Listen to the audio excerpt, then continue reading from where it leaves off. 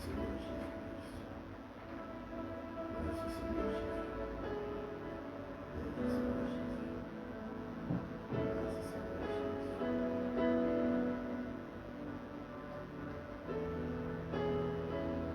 Merci Seigneur Jésus. Merci Seigneur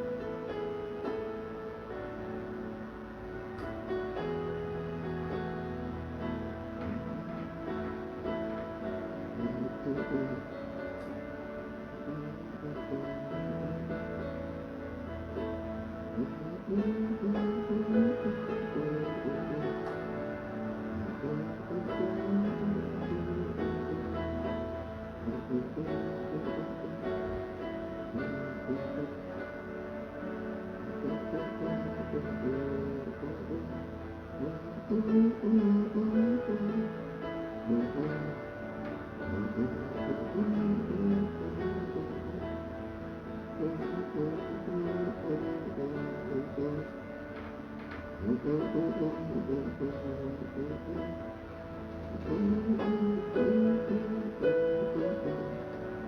La gloire qui couvre nos parcours, soleil qui éclaire notre chemin et qui assure nos lendemains.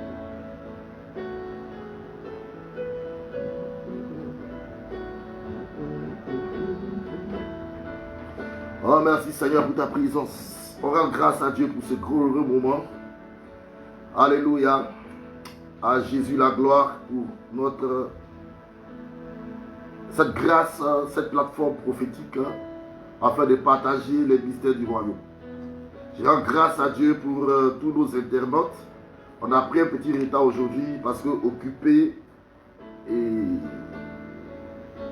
empêché par beaucoup de choses, mais nous avons tenu à avoir notre émission pour l'honneur et la gloire de Jésus-Christ. Donc nous acclamons le Seigneur très fort ce soir et nous rendons honneur et gloire à l'agneau de Dieu. Soyez abondamment bénis et que la paix de Dieu soit sur vous. Je salue le prophète Franck Eli qui est connecté, le pasteur Eligna Auré. Partagez la vidéo, mettez les cœurs, partagez, mettez les cœurs, voilà, soyez bénis abondamment. Et donc nous allons prendre notre envol après notre prière. Prions, Seigneur, nous te rendons grâce, merci pour ce merveilleux moment. Tu es Dieu, tu es béni, tu es élevé, tu es magnifié, tu es honoré, tu es exalté. Je te rends grâce, je te rends grâce, je te rends grâce, je te rends grâce, je te rends grâce, je te rends grâce. Nous te rendons grâce. Tous les internautes avec moi, nous te rendons grâce parce que nous reconnaissons que tu es le Père des lumières. Tu es le Dieu qui n'a aucune ombre de variation. Et ta grâce nous permet d'être rassemblés autour du festin royal ce soir. Oh, permets-nous de prendre le dîner avec les saints prophètes et les apôtres. Le dîner de ta parole. Bénis ce soir cette grâce et que pour toutes choses la gloire te revienne au nom de Jésus-Christ. Amen. Allez, soyez bénis. Gisèle Léa, sois bénie. Pasteur Elignoré, soit béni. Et nous allons décoller. Notre thème ce soir, nous sommes dans l'église de Thyatire. On va prendre Apocalypse chapitre 2, versets 18 à 29. Donc, Apocalypse chapitre 2, verset 18 à 29, nous sommes sur la 4e église aujourd'hui, l'église de Thyatire. Nous lisons ensemble. Écrit à l'ange de l'église de Thyatire. Voici ce que dit le Fils de Dieu, celui qui a les yeux comme une flamme de feu, et dont les pieds sont semblables à des lérins ardents. Je connais tes œuvres, ton amour, ta foi, ton fidèle service, ta constance et tes dernières œuvres, plus nombreuses que les premières. Mais ce que j'ai contre toi, c'est que tu laisses la femme d'Isabelle qui se dit prophétesse, enseigner et séduire mes serviteurs, pour qu'ils se livrent à l'impudicité et qu'ils mangent des viandes sacrifiées aux idoles. Je lui ai donné du temps afin qu'elle se repentît et qu'elle ne veut pas se repentir de son impudicité. Voici, je vais la jeter sur un lit et envoyer une grande tribulation à ceux qui commettent l'adultère avec elle, à moins qu'ils ne se répandent de leurs œuvres. Je ferai mourir de mort ses enfants, et toutes les églises connaîtront que je suis celui qui sonde les reins et les cœurs. Et je vous rendrai chacun selon vos œuvres. À vous tous les autres de Thyatire, qui ne reçoivent pas cette doctrine, et qui n'ont pas connu les profondeurs de Satan, comme il les appelle, je vous le dis, je ne mets pas sur vous d'autres fardeaux. Seulement ce que vous avez, retenez-le jusqu'à ce que je vienne. À celui qui vaincra et qui gardera jusqu'à la fin mes œuvres, je donnerai autorité sur les nations. Et il les pètera avec une verge de fer, comme on brise les vases d'argile. Ainsi que moi-même j'en ai reçu le pouvoir de mon Père. Et je lui donnerai l'étoile du matin.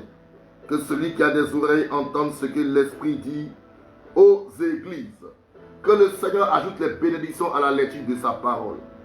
De tout mon cœur, je dis que Dieu vous bénisse. Et c'est un privilège encore de partager ce glorieux moment avec vous. Alors ce soir, nous allons introduire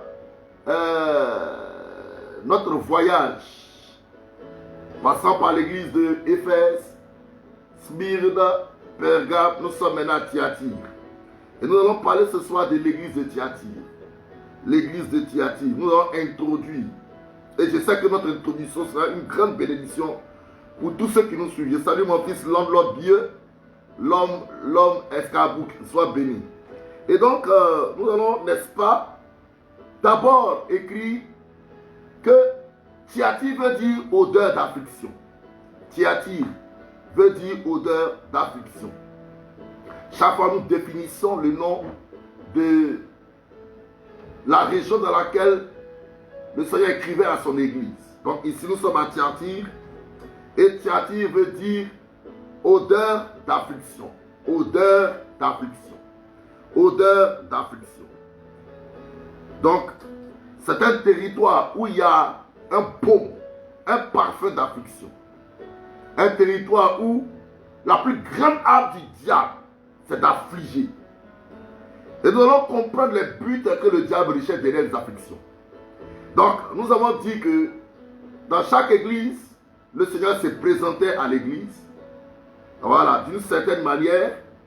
Et après la présentation du Seigneur, il y avait les félicités ou les louanges, les éloges. Donc, le Seigneur donnait les qualités de l'église, les vertus de cette église. Et après, il y avait les blâmes. Il y avait les blâmes, les défauts de cette église. Et après les blâmes, il y avait les avertissements et les exhortations. Les avertissements et les exhortations. Et à la fin, il y avait les promesses pour les vainqueurs. Oui, il y avait les promesses pour les vainqueurs. Ah oui, un vainqueur a toujours une promesse, une récompense. Donc tous les combats de la foi nous mènent vers le couronnement. Tous les combats de la foi nous mènent aux acclamations. Tous les combats de la foi nous mènent à la gloire, à la célébration. Les combats de la foi ne sont pas des combats vains. On dit l'athlète est couronné après avoir combattu selon les règles. Donc tous les combats que le diable t'impose, tout ce que le diable t'impose, ce n'est pas en vain que Dieu permet la confrontation. À la fin de cette confrontation, à la fin de cette lutte, à la fin de cette tentation, à la fin de cette affliction, à la fin de cette épreuve, il y a le couronnement, il y a la gloire, il y a la couronne de gloire. Et vous voyez, ce soir, je vais un peu parler de l'affliction. Je vais m'attarder sur l'affliction. Et dans l'autre vidéo qui viendra, nous parlerons en détail de ce qui s'est passé à Thyatire, de la présentation du Seigneur, de Jézabel, la femme qui s'est dit prophétesse. C'est comme ça que le Seigneur l'introduit. La femme qui s'est dit prophétesse. Ok, la femme qui s'est dit prophétesse. Donc, nous allons arriver au détail à la prochaine vidéo. Mais ce soir, je vais parler de quelque chose qui combat les saints à grande échelle.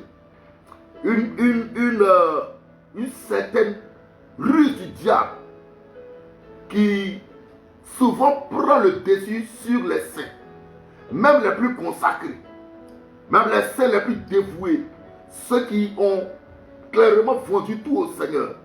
Il y a une porte des ténèbres qui est très subtil, mais qui arrive souvent à entrer dans le cœur, même des hommes les plus armés dans la foi. C'est le piège de l'affliction. Le piège de l'affliction. Le piège de l'affliction. Ok, merci. Oh, mon frère, Général Néhémie Ablé, heureux de te voir connecté ici. Donc, le piège de l'affliction. Nous allons d'abord lire un verset en Matthieu 5, verset 11. Et nous allons voir le Seigneur dire quelque chose. Ok. Le Seigneur dit au verset 11 de Matthieu 5, « Heureux serez-vous lorsqu'on vous outragera, lorsqu'on vous persécutera, et qu'on dira forcément de vous toutes sortes de mal. À cause de moi, réjouissez-vous et soyez dans l'allégresse, parce que votre récompense sera grande dans les cieux. Car c'est ainsi qu'on a persécuté les prophètes qui ont été avant vous. » Donc, le Seigneur avertit son église. Matthieu 5, ce sont les béatitudes. Les béatitudes, c'est des bénédictions liées à des attitudes. Si tu as telle attitude, voici la bénédiction qui t'atteindra. Donc, heureux les débonnaires, etc. Heureux ceux qui sont affligés, car ils seront consolés. Heureux, heureux, car. Donc, des bénédictions liées à des attitudes. Et le Seigneur dit quelque chose au verset 11 de Matthieu 5. Il dit, heureux serez-vous lorsqu'on vous outragera. Donc, dans la foi, il y a des outrages. Le Seigneur te dit que tu seras outragé. Donc, nous serons exposés à des outrages. Vous voyez le mot outrage. Il dit, nous serons exposés à des persécutions. Nous serons exposés à des accusations. Nous serons exposés à des blessures physiques et des blessures invisibles. Et le Seigneur dit, ce sera la preuve que nous menons la même vie que les prophètes. Parce que tous les prophètes que le Seigneur a envoyés dans ce monde ont toujours été victimes des persécutions, ont toujours été victimes des oppressions, ont toujours été victimes des scandales, des outrages, de la maltraitance, des mauvaises paroles, des fausses accusations. Et le Seigneur nous prévient pour dire, si ces signes sont dans votre vie, si des gens arrivent à monter des histoires pour tromper votre témoignage, pour susciter de la haine contre vous, pour manipuler des volontés, c'est la preuve que vous êtes des soins de Dieu. C'est la preuve que vous êtes des prophètes de Dieu. Vous vous alliez prophétiquement au sein des temps passés. Et donc, je vais acclamer et célébrer tous ceux qui sont sujets d'outrage ce soir. Je vais bénir le Seigneur pour ta vie, pour tout ce que tu traverses, pour tout ce qui t'arrive, pour toute la méchanceté que tu subis. Je vais honorer le Seigneur pour cela. Il dit heureux. Heureux. Il dit réjouissez-vous. On a raconté un mensonge sur toi, réjouis-toi. Tu as été victime de justice, réjouis-toi. Tu as été victime de fausses accusations, réjouis-toi. Sois dans la joie parce que c'est des signes qui prouvent l'authenticité de ta foi. Oh, je veux que quelqu'un marque cela. C'est des preuves que tu es de la même race que Élie, que tu es de la même race que Abel, que tu es de la même race que Noé, que tu es de la même race que Job, que tu es de la même race que Habakkuk, que tu es de la même race que Paul, que tu es de la même race que Pierre, que tu es de la même race que Jean, que Jacques, même que le Seigneur Jésus-Christ. Et je t'annonce qu'à la fin de ces épreuves, une couronne sera déposée sur ta tête. Une couronne te sera donnée. Oh, est-ce que quelqu'un peut dire Amen sous ce direct-là ce soir? Oui, je te dis la vérité.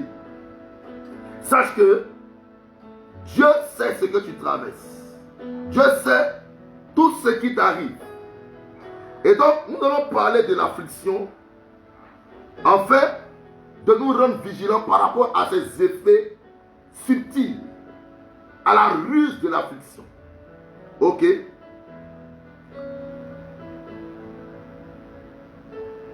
Donc, comprenez Romains 12, verset 12, on dit réjouissez-vous en espérance, soyez patients dans l'affliction, persévérez dans la prière. Donc, un des secrets, c'est que l'affliction a toute sa solution dans la prière. Il dit,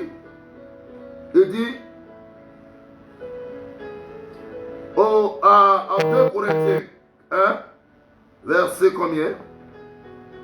Verset 3 à 4. Béni soit Dieu le Père de notre Seigneur Jésus-Christ, le Père de miséricorde et le Dieu de toute consolation, qui nous console dans nos afflictions, afin que par la consolation dont nous sommes l'objet de la part de Dieu, nous puissions consoler ceux qui se trouvent dans quelque affliction.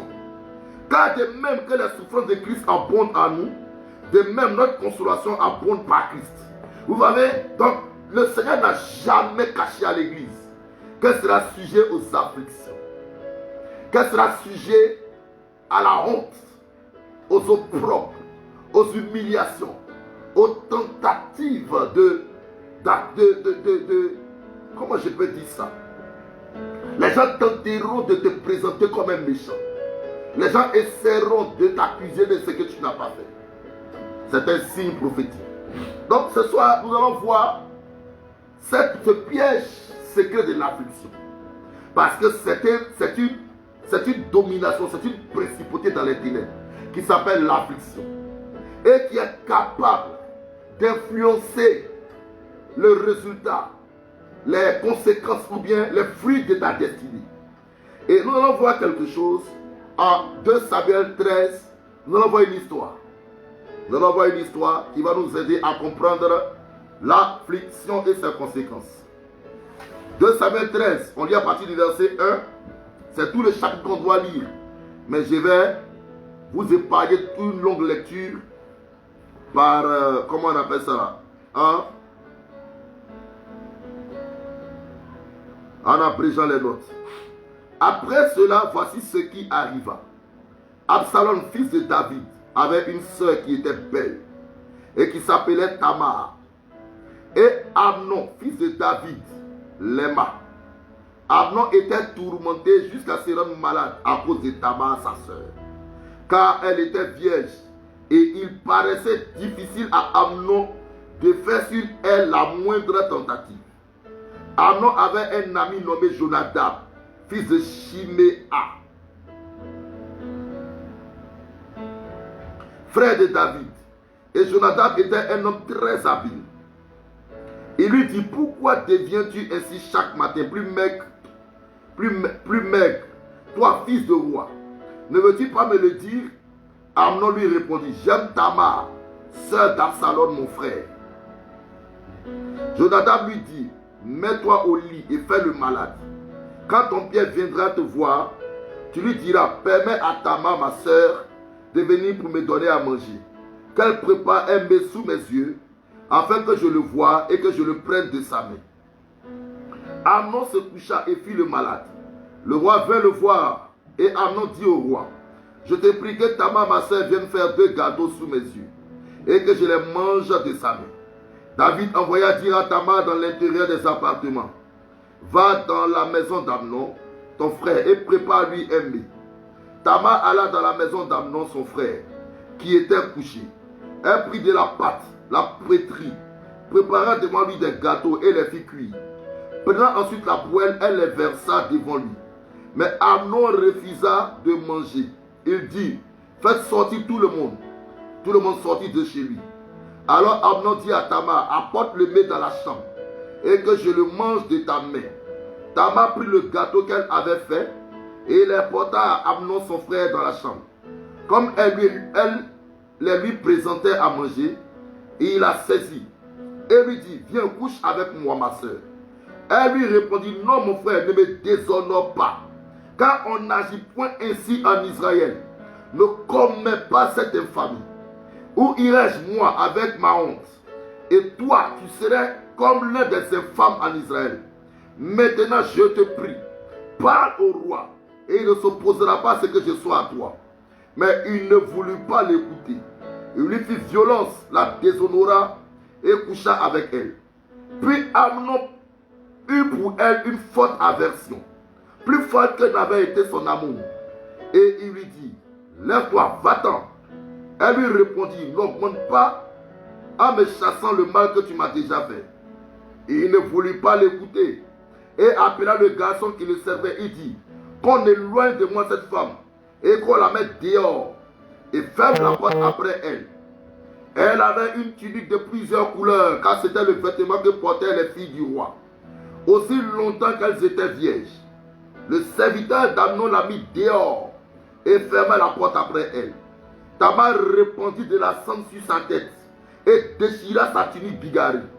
Elle mit la main sur sa tête et s'en alla en poussant des cris. Absalom, son frère, lui dit: Amnon, ton frère, a-t-il été avec toi? Maintenant, ma soeur, tais-toi, c'est ton frère. Ne prends pas cette affaire trop à cœur. Et Tamar, désolé, demeura dans la maison d'Absalom. Oh, ah, bon. S'il te plaît, viens m'aider. D'accord. Je vais essayer de résumer un peu l'histoire. Vous voyez, la Bible déclare que David avait plusieurs fils. Et il y a de plusieurs mères.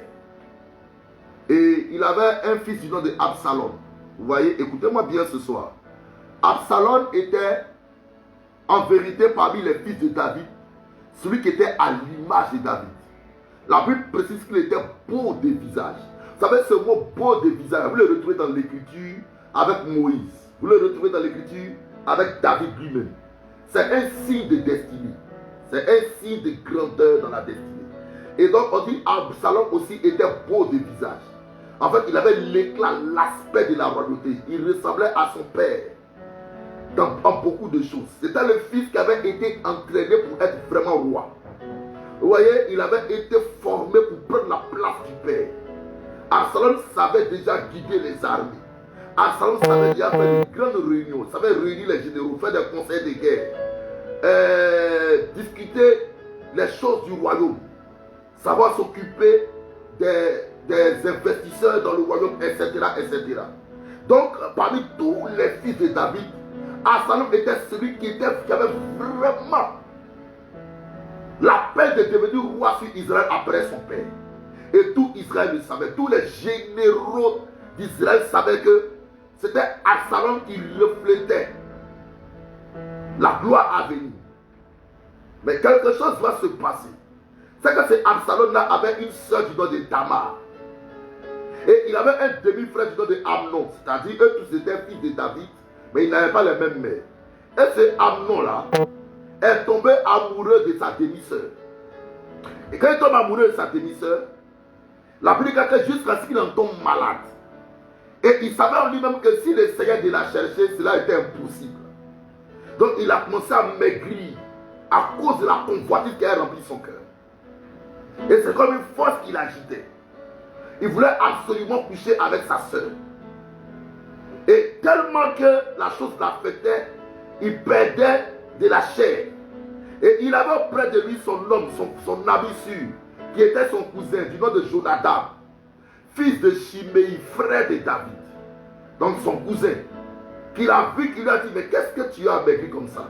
Qu'est-ce qui qu'est-ce qui te dérange? Toi un prince, toi un fils du roi, toi qui as tous les pouvoirs dans le royaume.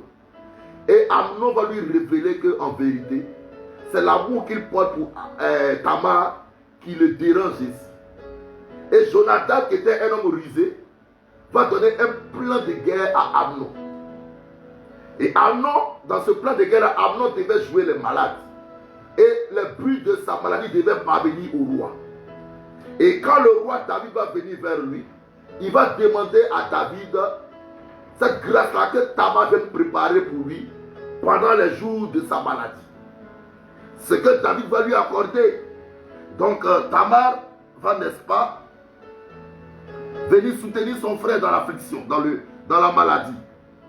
Donc quand Tamar vient, Tamar, comment on appelle ça là? Elle sait son frère. Et son frère qui avait son projet dans sa tête, qui avait simulé ce mal-là, va dire à tout le monde de sortir. Il va demander à Tamar de l'approcher avec les galères qu'elle avait faites. Mais il va profiter de la situation pour la violer, pour coucher avec elle. Elle était vierge. Il va coucher brutalement avec elle. Et elle va crier de toutes ses forces pour que Amnon ne commette pas cette infamie-là. Pour que Amnon ne la déshonore pas. Donc c'est dans la brutalité qu'elle a été déviégée. Excusez-moi du mot. C'est dans la brutalité qu'il a couché avec elle. Et après avoir fini sa sale besogne, il va avoir pour elle de l'aversion, c'est-à-dire quelqu'un qui vient de coucher avec toi, qui commence à te détester sur le coup. Et il va la chasser de sa maison comme une malpropre. Il va non seulement la déshonorer, lui prendre sa virginité. Et il va se débarrasser d'elle comme une ordure. Et elle va commencer, elle va déchirer son vêtement. En Israël, déchirer le vêtement est très significatif. C'est la honte, l'humiliation extrême, c'est l'opprobre. C'est le déshonneur total.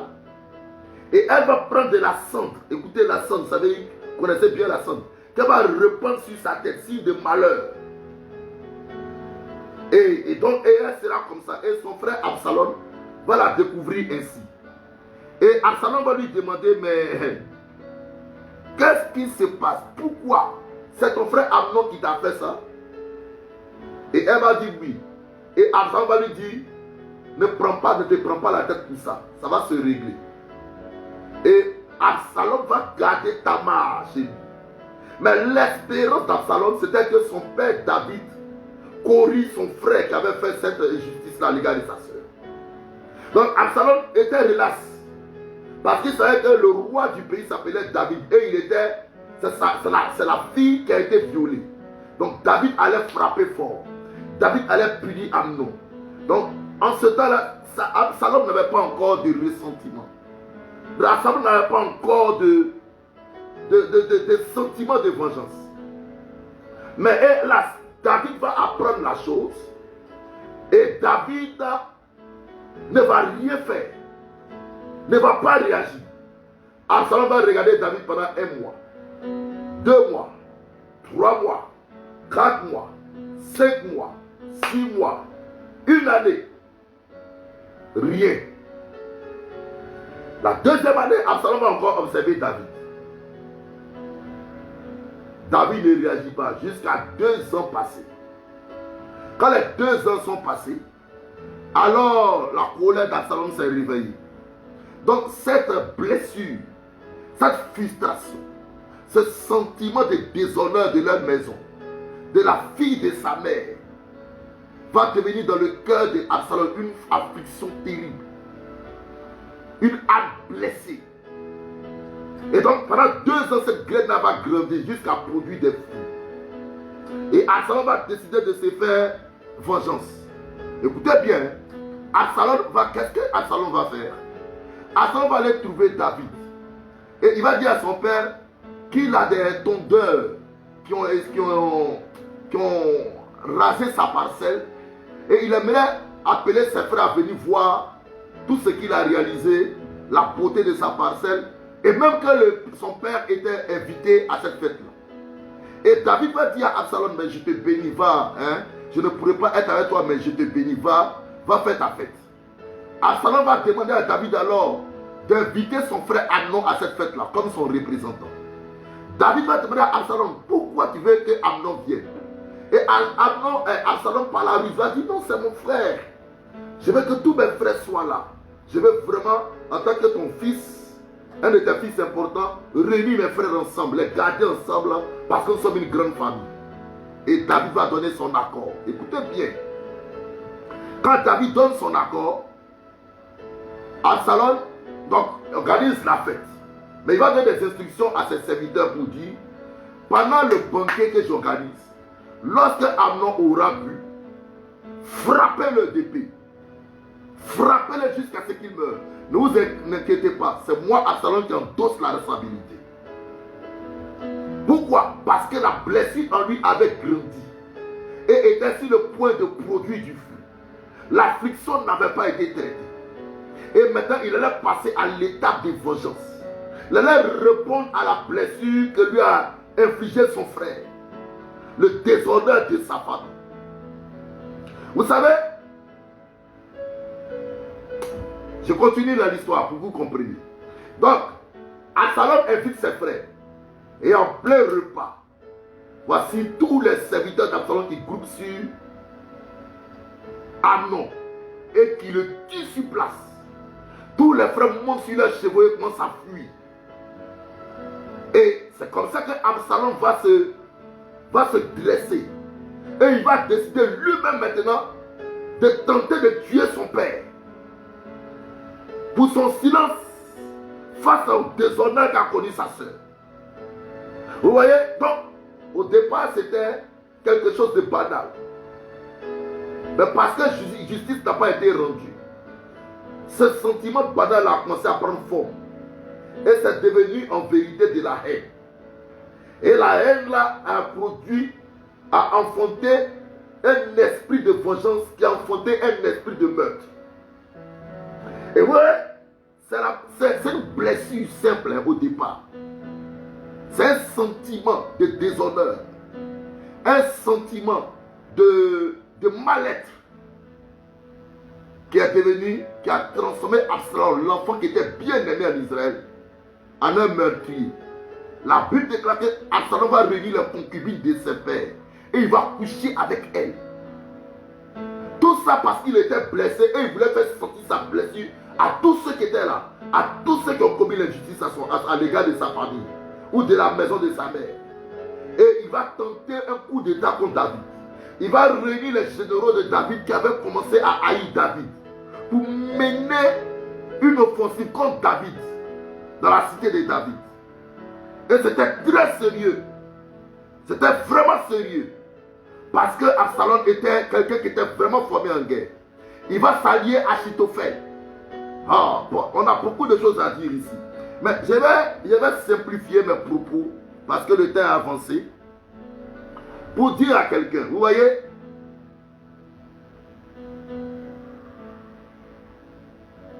Absalom est mort à la fin pendu à un arbre. Lui qui avait la belle destinée de prendre la place de David. Lui qui avait le savoir-faire.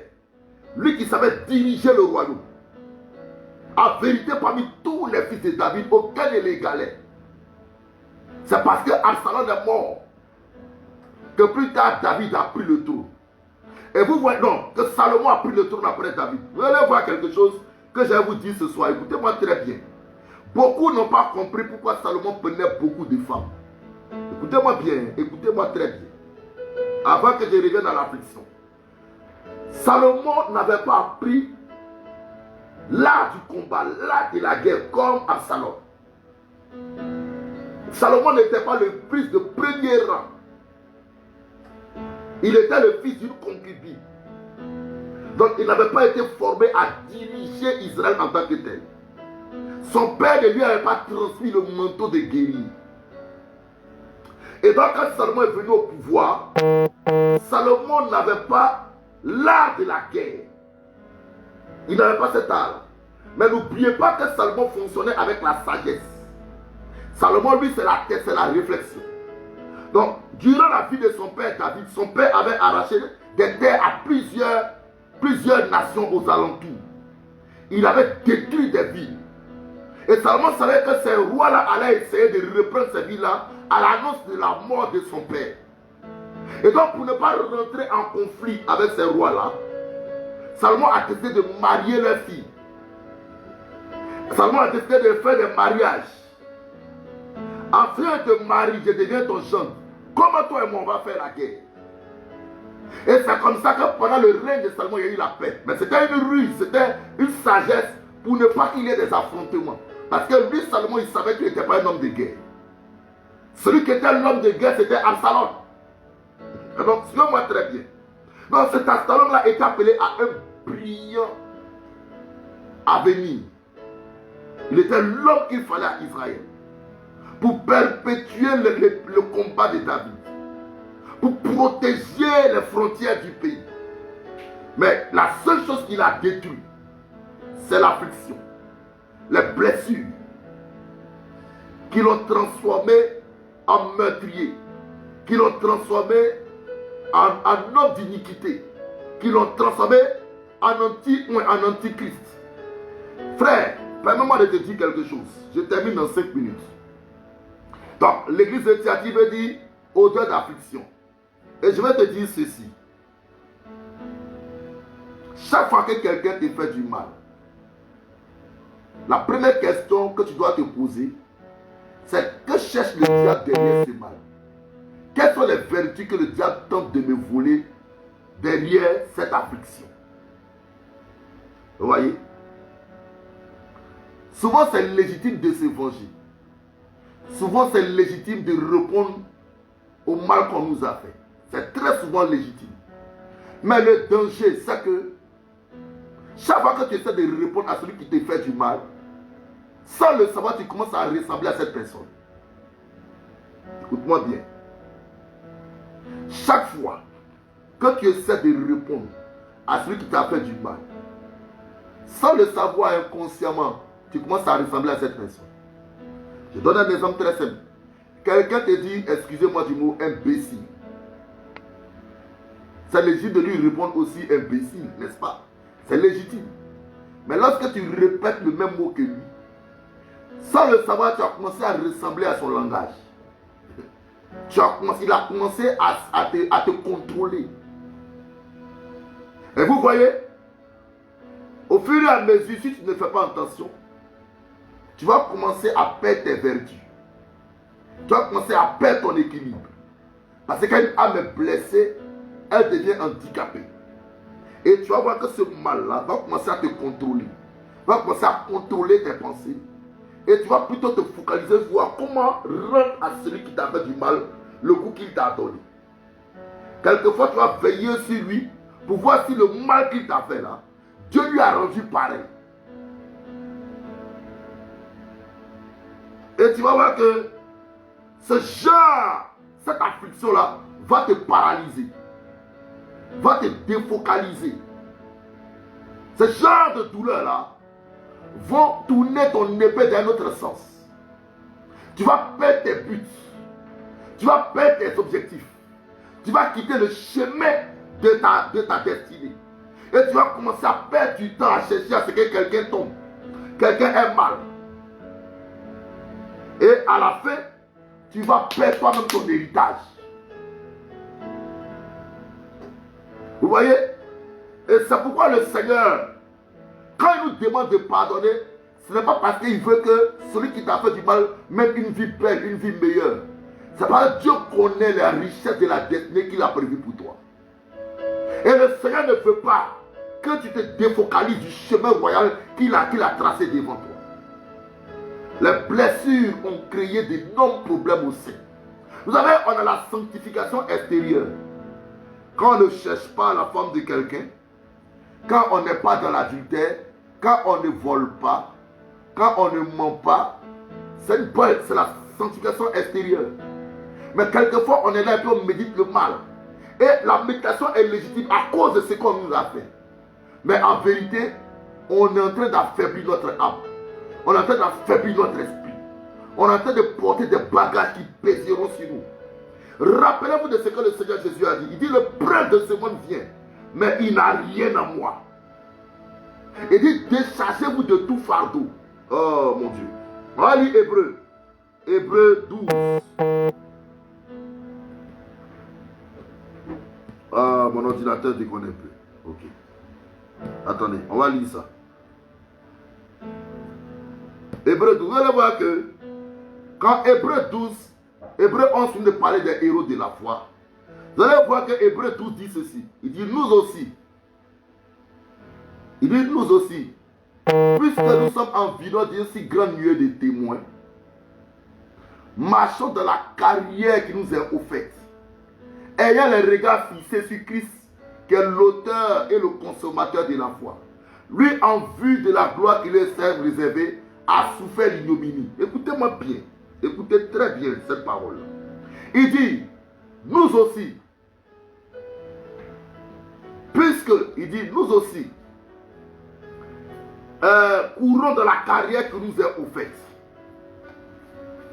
étant entourés d'une si grande nuée de témoins. Ah, permettez-moi de faire un campement là, de camper un peu là. C'est-à-dire, il dit, toi aussi, tu peux mettre ton nom sur la liste des héros de la foi. Toi qui m'écoutes ce soir, tu peux te distinguer dans la foi.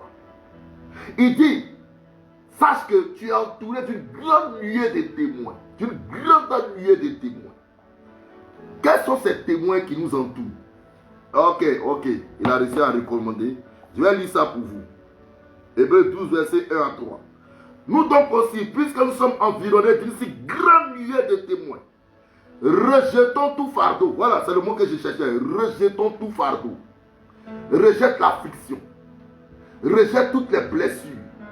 Rejette ces sentiments destructeurs. Rejette tout ce qui attriste ton âme.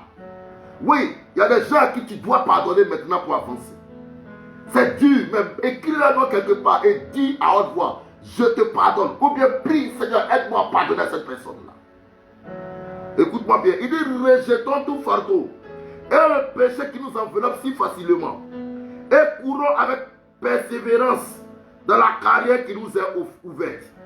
Ayant les regards sur Jésus, le chef et le consommateur de la foi, qui en vue de la joie qui lui était réservée, a souffert la croix, méprisé l'ignominie et s'est assis à la droite de Dieu. Considérez en effet celui qui a supporté comme sa personne une telle opposition de la part des pécheurs, afin que vous ne laissiez point l'âme découragée. Vous n'avez pas encore résisté jusqu'au sang en luttant contre le péché. Vous voyez?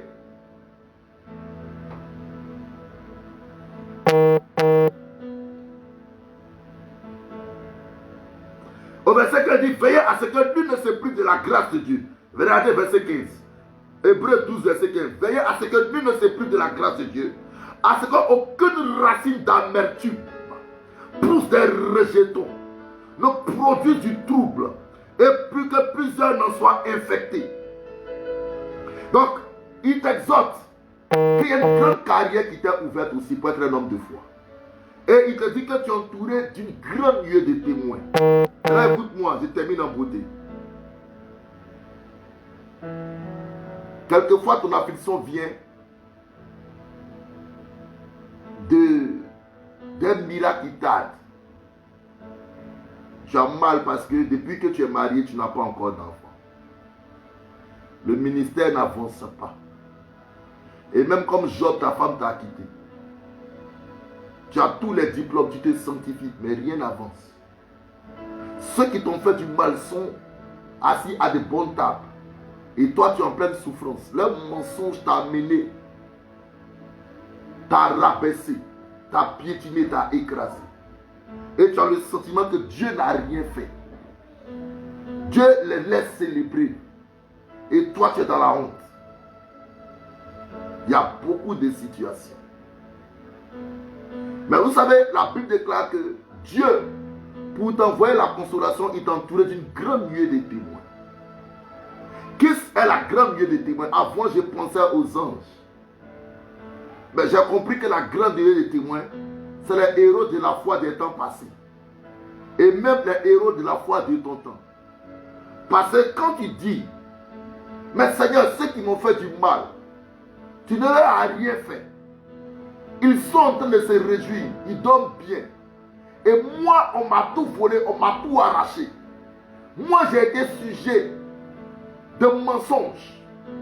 Et tu as laissé ces menteurs-là vivre. Et moi, on m'a humilié, on m'a tout arraché. Je n'ai même plus une maison. Mais tu vas voir Joseph t'apparaître parmi les lieux de témoins.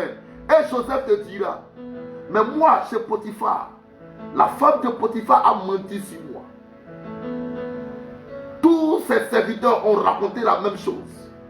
Je me suis retrouvé en prison, dans les sous-sols de la prison de l'Égypte. Et eux, ils mangeaient à satiété à leur table. La fête continuait chez eux. Et moi qui étais le juge, je me suis retrouvé dans les chaînes. Mais calme-toi, parce que le temps m'a positionné. Alléluia.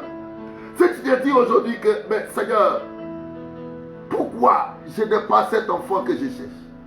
Je ne me suis pas marié comme un brigand. J'ai respecté la dot et la bénédiction des parents. J'ai la bénédiction de l'église. Nous allons marcher ensemble. Pourquoi je suis bloqué? Mais Isaac lèvera la main pour dire, et moi, j'ai marié Rebecca. Elle était vierge. J'étais le sacrifice que Abraham a présenté à Dieu. Celui que Dieu a béni. L'enfant qui avait la promesse. Mais j'ai fait 20 ans. Mais à la fin, j'ai été couronné. l'auteur et le consommateur de la foi. Quand il dit je suis malade, malgré ma foi, malgré tout ce que j'ai fait, on m'a déclaré incurable. On a déclaré que je ne peux plus m'en sortir. On a déclaré que je ne pourrai plus revenir. Mais la femme de Naïm te dira, mon fils était sur la route du cimetière.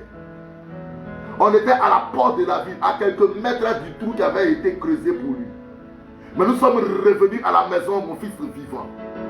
La Bible déclare que nous sommes entourés d'une grande nuée de témoins. Quand il dit tu as faim, Diabète se dit et moi. Quand il dit je suis frappé, l'apôtre Paul va se déshabiller pour te montrer le coup qu'il a reçu. Mais à la fin de leur vie, ils ont tous connu la gloire de Dieu. Oh, Dieu passera chez toi ce matin et il t'honorera. Si les gens t'affligent, sois heureux, sois calme. Dieu a son calendrier. Il ne restera pas le déshonneur conclut ta destinée.